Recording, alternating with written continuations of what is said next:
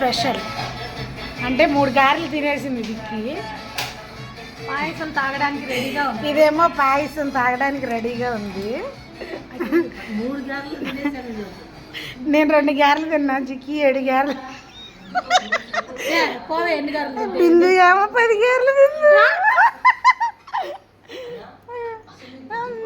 ఇంకా ఇదిగో పెరుగన్నం అనమాట. అంటే పెరుగన్నం అంటే రాత్రే పులియ పెట్టిన పెరుగన్నం. ఇది దద్దోజనం, దాని పేరు దద్దోజనం అంట.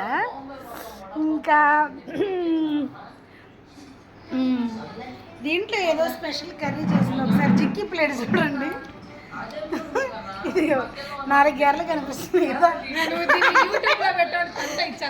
ఆల్రెడీ 4 గారెలు అలాగే అనుకుంటున్నా అవతారం.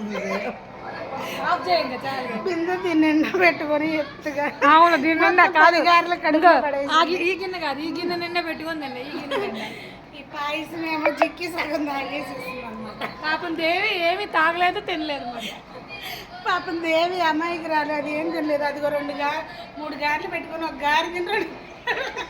అయ్యో అయ్యో అయ్యో అయ్యో. అది ఫ్రెండ్స్ ఈరోజు బ్రేక్ఫాస్ట్ కథ. రెండో రోజు బ్రేక్ఫాస్ట్ కథ.